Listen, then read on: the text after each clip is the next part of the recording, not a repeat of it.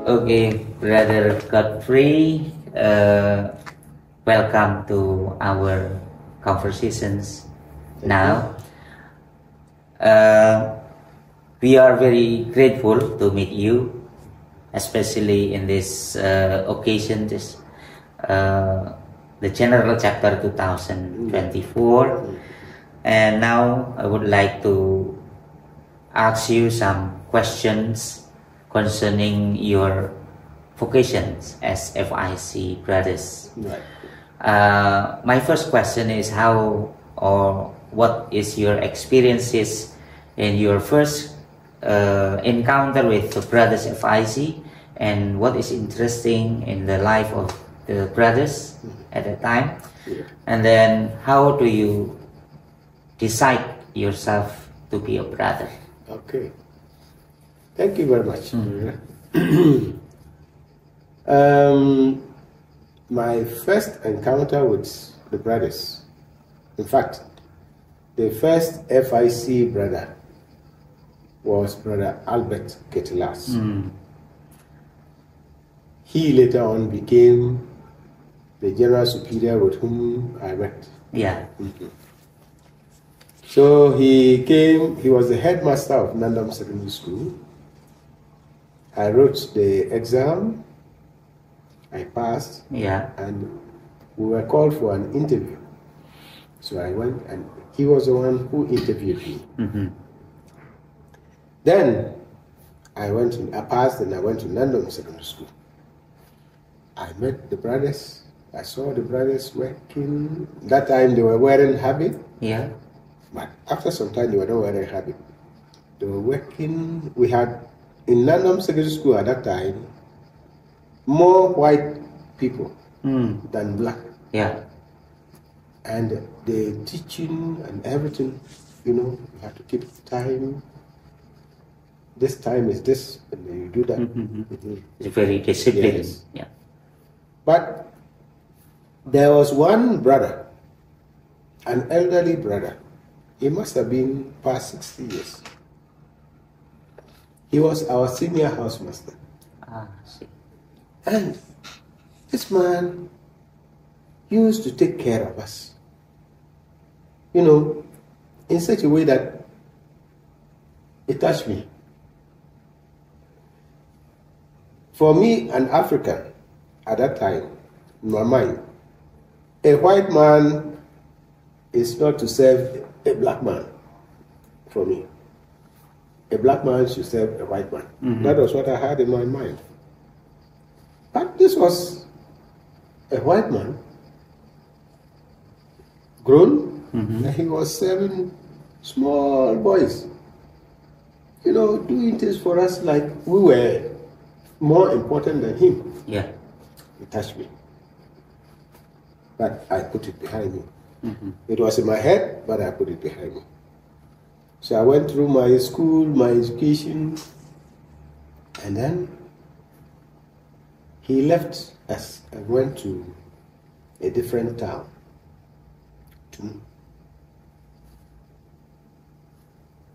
When I completed secondary school and I started university, my father was transferred to Tumu. And there I met him again. The man who touched me. Yeah. And I put it behind me. He was there again. Then I sat down and I said, hey, this is what I talked with him. And he knew that, he got to know, he taught me in Form 1. So I asked him what he was doing. He told me what he was doing. He was working in the village with people, following. Yeah. And from that time onwards, I started thinking. Because in my, by then I was in university and I was studying geology and all that. And in Ghana at that time, that was a place very lucrative. Yeah. So I said, what did I want to do? Do I want to pursue geology or do something? I started having the feeling I want to use my life like this man. I want to be like him, to serve people. Where the spirit came from, I don't know. But I just said, I want to be like this man. So he was my inspiration. So whilst I was in the university, for the first time, I went and asked the brothers, what is your life about? I have been with the brothers for 7 years. I never asked them. I was not interested. Yeah. But I went for the first time and I asked, Brother Martin Bao. Martin Bao, yeah. What is this life about? Then he started telling me, right from Monsignor Rutten and all that and all that. That was the first time I heard about it. I must say that the brothers were working for the youth. They were not preaching themselves. They were not talking about their founders. They were not, no. So we in the school, we didn't know, unless you were in the group that wanted to become brothers. The school as a whole, we didn't know that. No, we didn't know about brothers and all that, you know. So when I asked, and then Brother Martin Bao told me about it, I said, oh. He asked, are you interested in it? I said, well, I'll think about it. Then it took me 4 years. 4 years?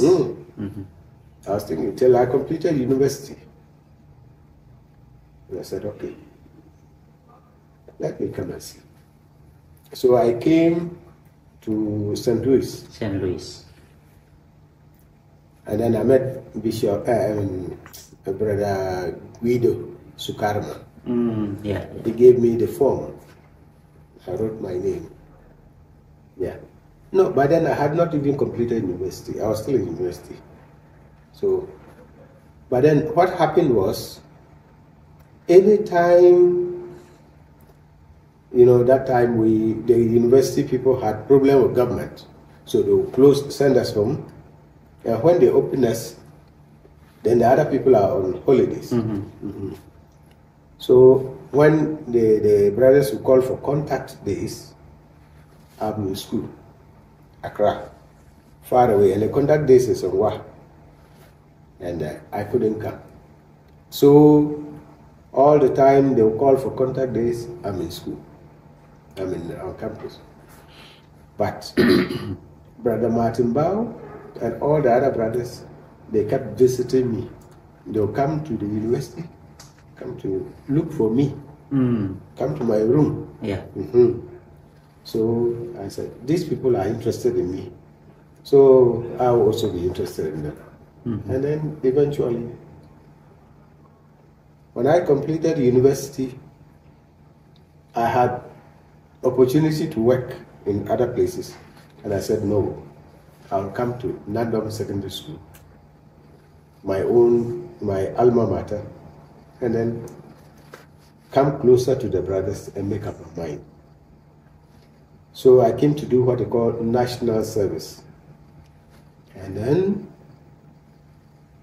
I was living, of course, with the people, the brothers were, you know, but then that was the time I had proper contact with the brothers. That time in Nandom, you had two communities. One community in secondary school, and one community in town. Brother Wim and Co, they were in town, and the others were in secondary school. So I had good contact with them. Then I made up my mind, I'll become a brother. Then that's how.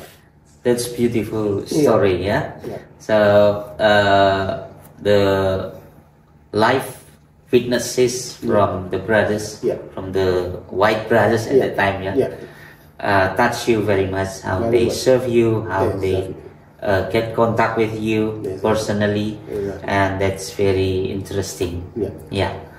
Okay, brother. Now how long have you been brother until now? Well, I made my first profession in 1989. So it's about 35 years. 35 years. Yeah, something like that. It's a long time, yeah? Mm-hmm. Okay, I believe during this period, 35 years as FIC brothers, you already know a lot about this congregation and especially our founders, yeah. Monsignor Ludovicus Rutten and also Brother Bernardus Hogan. Yeah. Would you share with us your experience as Canadian brothers? Yeah. How do you live the spirit of Monsignor Ludovicus Rutten and Brother Bernardus in the context of your country here in Ghana? In the context of my country here in Ghana, you know, Monsignor Rutten was for the youth. Mm-hmm. I mean, he was somebody who saw the situation of despair at that time. And he, I mean, tried to do something about it. He started with catechism and all that. Yeah. Yeah. You know, for me personally, what happened was, I became a teacher because I wanted to become a brother. Yeah. And that would have been the field in which I would have had contact with young people a lot. In the beginning, I had contact with the young people. But shortly, 4 years into that, I was called to become a novice pastor. So I was sent for training. Mm-hmm. Then I came and I was with just a small group of youth in the formation. Mm-hmm. And then from there, I left for the General Council. And since I came back from the General Council, I've been working in the provincial office. So direct contact with youth or outside people has not been much. Yeah. But in the spirit of Monsignor Rutten, you know, it would have been to be with the youth, and then that would have been, you know, more fulfilling for me in a way. But that is not it. Yeah. So I'm more quiet. It's more a quieter apostolate that I am doing. Yeah. So, well, in that spirit, what I do, I enable brothers to go out and do what I cannot do outside. I'm not available outside. So I understand my apostolate to be like in the spirit of serving the brothers. Because not everybody can be at the war front, let me call it so. Yeah. Yeah. There are some in front doing the, let's say, the hard work. You don't call it the yard. But others are behind to take care of their needs. Yeah. So for a long time, I've been in the need serving side of my brothers, enabling them to get to the youth and deal with that. And I think that for me is what I'm doing, and that's the way I'm trying to make alive the spirit of our brothers. Okay. Monsignor Rutten, he was more on apostolate. Bernardus was more on community. Community, yeah, community building. Yeah, building. And I think I tried as much as possible to build community. Contribute in my little way to get community happen. Yes, that's the way I try to do it in my context in Ghana. Okay, thank you very much, brother, for this inspiring experiences, how you look at our funders. Thank you. Brother, would you also share about your expectation, your hope to the youth in this 21st century? As we discussed in our chapter here, that we face some challenges, we have difficulty in approaching the youth. In your opinion, how should we approach them, and what do you expect from the youth, especially in Indonesia, also in Ghana here. Oh, everywhere. Wow, this is not an easy question. You know, what I feel is what the youth know at this time is more than what we know. That's what I believe. Yeah. I say this because, like, I came when I was in the General Council, and I came back. I did not have a smartphone. I had an ordinary phone. When I came back, my younger brother's son knew a lot about smartphones than me. Yeah. And that's my younger brother's son. So what he could do with this, when I got my smartphone, he knew more than that. He could say, "Uncle, do this, go there." So it is a challenge, really. How do we get into that? I don't think I have an answer, but we have to venture to be close to them. If we keep ourselves close to them, we'll get to know what they know. At the same time, we have to be learning. We shouldn't say, this is not necessary for me. We should not say social media and all that is not for me and all that. We should learn. Yes, because if we learn, we try to do, if we can learn, we should learn. It is only that time when we, by learning that ourselves, then we can catch up with them. Yeah. So when we go, we can speak the same language with them. And in that case, we can transmit the values of the gospel to them as we want them. Yeah. But if we think, oh no, this is not for me, this is not for me, then we'll be far behind them. And when we are far behind them, we cannot catch up with them. Yeah. Because they always, in my view, go ahead of us. Okay. Yes, that's what I think. So first is the personal contact with them, and to be closer with the youth.